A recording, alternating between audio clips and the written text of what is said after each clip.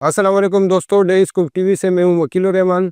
साने गुल प्लाजा की तहकीकाती रिपोर्ट आ चुकी है। आज हम उस रिपोर्ट का जायज़ा लेंगे कि किस तरीके से इस रिपोर्ट के ज़रिए से कुछ अफसरान को कुर्बानी का बकरा बनाया गया और पूरे सिंध का जो करप्शन का बदइंतज़ामी का एक सिस्टम है उस पर पर्दा डालने की कोशिश की गई है। हमारे साथ मौजूद है सीनियर साफ़ी आदिल जवाद।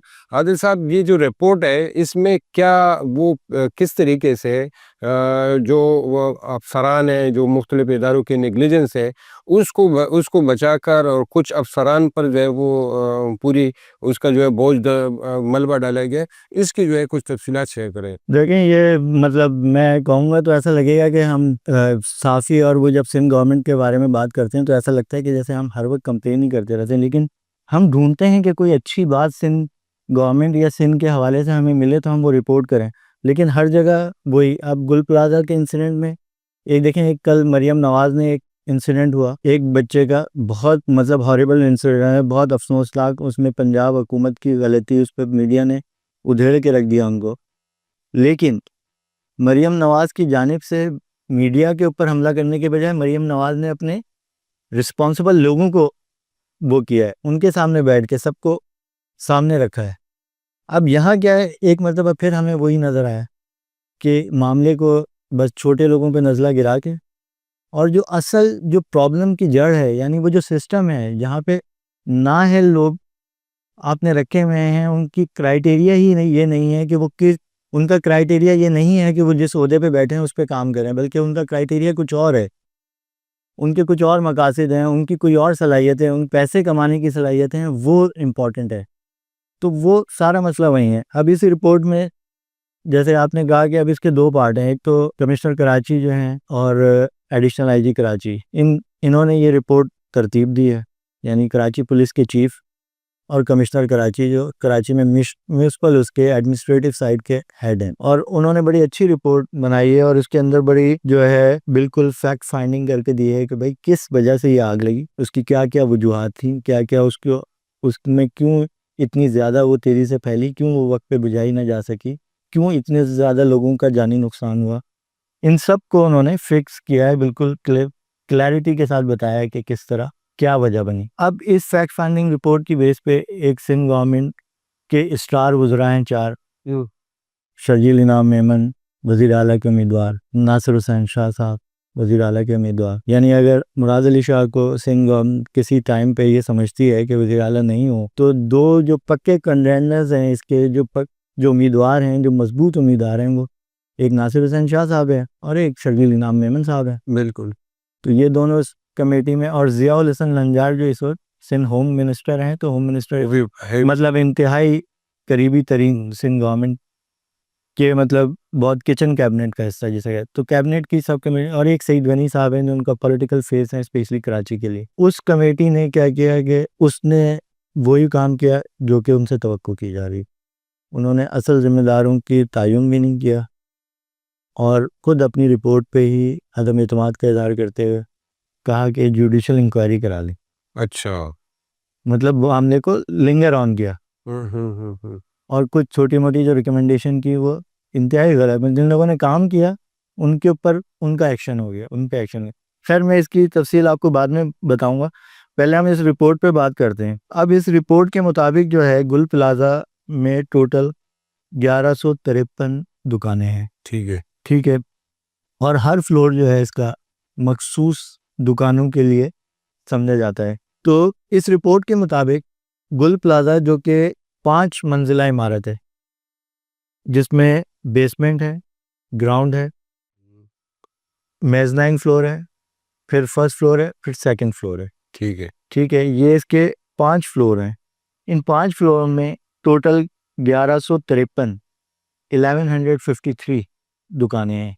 ठीक है। ये दुकानें, अब इसमें जो है हर बेसमेंट है, जैसे हर जो फ्लोर है उसकी एक स्पेशलिटी है, वहाँ पे मखसूस किस्म की दुकानें हैं। लोग ज़ाहिर गुल प्लाजा एक कराची का बड़ा ही एक ट्रेडिशनल किस्म का वो है कि ख़वातीन के लिए ख़ास तौर पे, मतलब मेरी बेगम भी अक्सर जाती रहती थी वहाँ। और इसके अलावा मतलब कोई मुश्किल ही कोई कराची का हाउस होल्ड होगा जो गुल प्लाजा से जिसकी यादें ना हो। मैं ख़ुद भी कई मरतबा गया हूँ। बिल्कुल। तो वो अपनी जो है ना ये मखसूस किस्म की वो जो वहाँ पे मिलती थी, तो उसमें बेसमेंट जो है वहाँ पे 122 दुकानें हैं गारमेंट्स की, सिर्फ कपड़ों की दुकानें हैं। और ये बाकी दुकानें भी हैं जैसे कॉस्मेटिक्स वगैरह की, लेकिन वो कम है। असल में ये गारमेंट्स का फ्लोर समझा जाता है। फिर जो है इसका जो ग्राउंड फ्लोर है वो भी गारमेंट्स के लिए ही मशहूर है। उसमें भी गारमेंट्स की दुकानें हैं। गारमेंट शूज़ हैं, 170 दुकानें हैं इसकी ग्राउंड फ्लोर पे। और ब्लैंकेट और कारपेट की 90 दुकानें हैं। अच्छा, सही है। तो यानी ये भी कपड़ा, गारमेंट्स, एंड ये जो ब्लैंकेट और उसकी दुकान और है। शायद यही फ्लोर है जिस पे आग लगी थी और ये सबसे पहले। यही फ्लोर है जिस पे आग लगी है। इस फ्लोर पर इलेक्ट्रॉनिक्स एंड मोबाइल एसेसरीज की 15 दुकानें हैं। अच्छा, सूटकेस एंड बैग्स की 70 दुकानें हैं। आर्टिफिशियल फ्लावर्स की 10 दुकानें हैं। अच्छा, आप देखें, आर्टिफिशियल फ्लावर की दुकान जो है वो इसलिए इम्पॉर्टेंट है कि ये इसी में कहा जा रहा है कि ये आर्टिफिशियल फ्लावर की दुकान में ही आग लगी है। ये दुकान नंबर 193 है, फर्स्ट फ्लोर पे। मैं आपको इसकी वो बताता हूँ, इसके नेमत हैं, इसके इनका जो मालिक हैं उनका नाम नेमत है।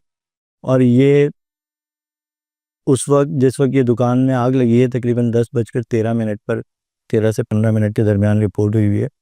तो जिस वक्त दुकान में आग लगी है उस वक्त वो दुकान में मौजूद नहीं थे और अपने 11 साला बेटे को दुकान में छोड़ के गए हुए थे। अच्छा, और जो सीसीटीवी कैमरा और जो ऐनी शाहिदीन सामने वाली दुकान के लोग मौजूद थे उनके मुताबिक कि वो दोनों बच्चे वो माचिस की तीलियां जला रहे थे अच्छा, और उससे ये आग लगी है। वो उसके अंदर वो आर्टिफिशियल फ्लावर्स जो जिस मटेरियल से बनते हैं वो प्लास्टिक, वो आग बहुत तो वो बहुत तेज़ी से पकड़ता है।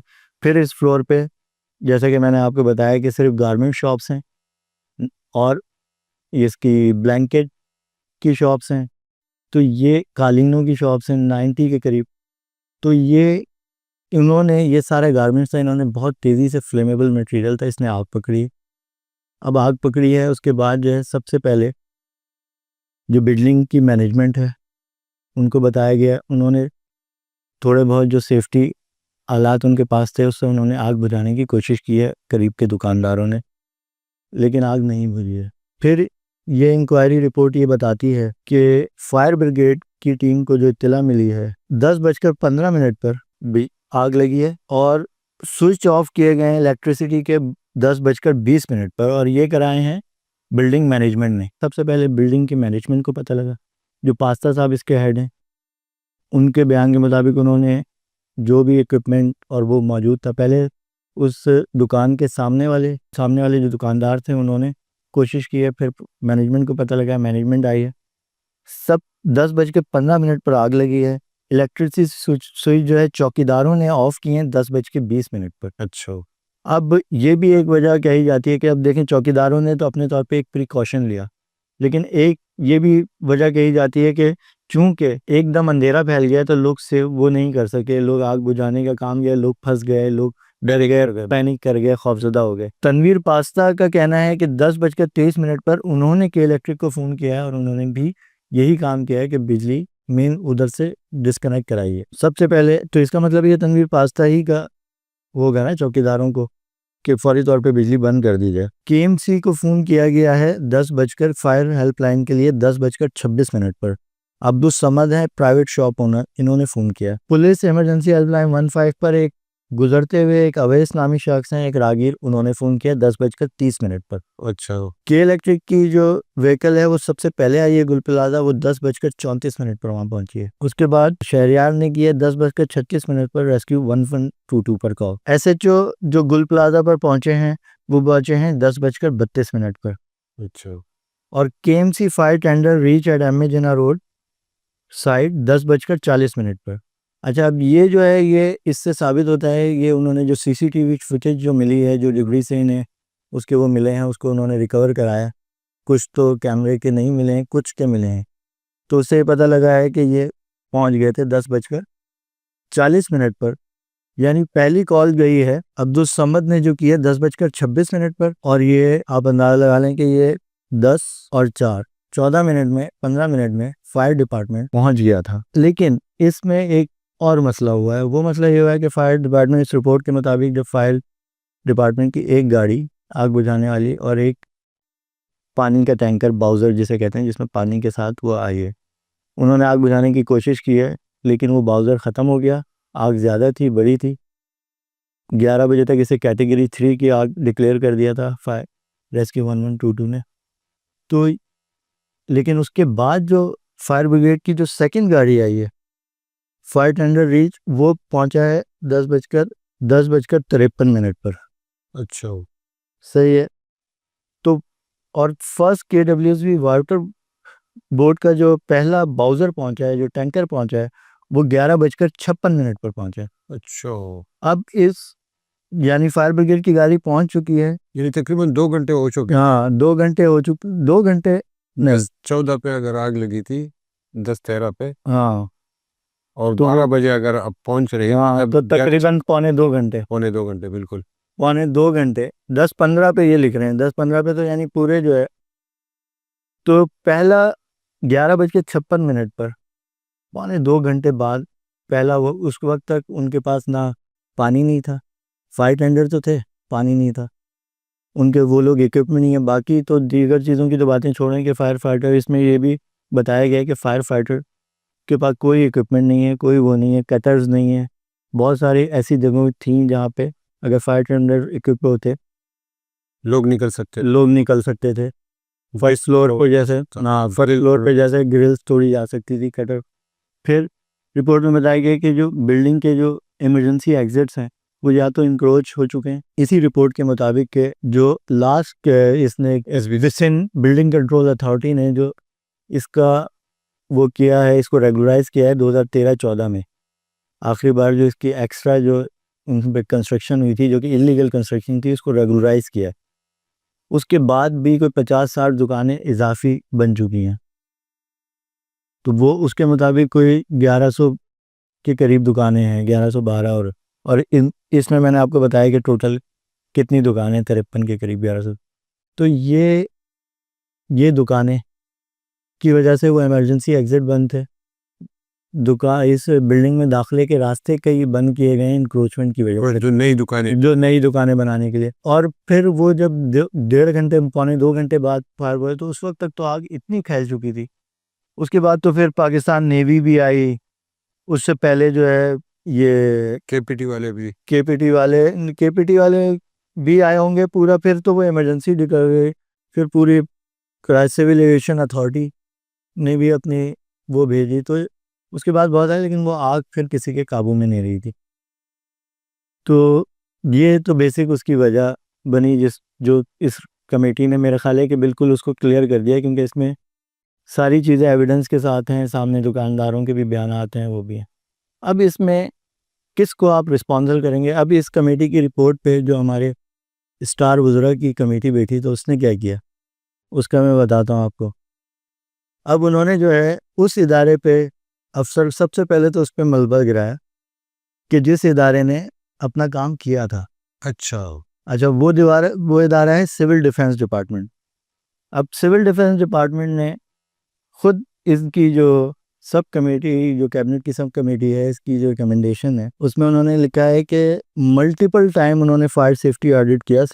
एक से ज़्यादा मरतबा गुल प्लाजा का फायर सेफ्टी ऑडिट किया गया, और उस रिपोर्ट में भी बताया गया। उसके बावजूद भी आगे जिन इदारों ने उस पर वो लेना था, और वो इदारे कौन थे? SBCA थी, सिंध बिल्डिंग कंट्रोल अथॉरिटी थी, KMC थी, कराची म्यूनसिपल कॉरपोरेशन थी, लेबर डिपार्टमेंट था, फायर सेफ्टी डिपार्टमेंट। इन लोगों ने लेनी थी ना। किसने लेनी थी? वो अथॉरिटीज़ ने लेनी थी।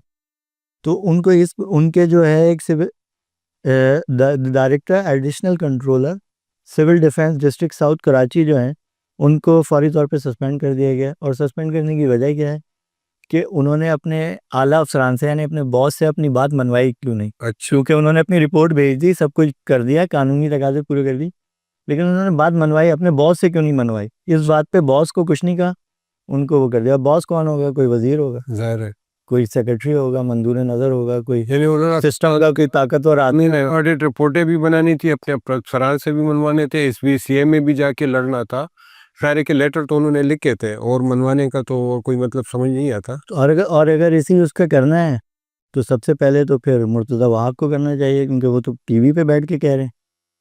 अगर ये वजह आपने हटाने की है तो मुर्तज़ा वहाब तो टीवी पे कह रहे हैं कि फायर सेफ्टी ऑडिट हमने कराया, उसके बाद जो मिलेनियम मॉल पे जो आग लगी थी उसके बाद। इसका मतलब है कि वो इल्म में था ये। हाँ, सब कुछ था। और उन्होंने कहा वज़ीर आला को दिया गया, वज़ीर आला की कैबिनेट, तो इसका मतलब है वो अपने बॉस से क्यों नहीं करा सके, इस बात पे उनको भी कर देना चाहिए।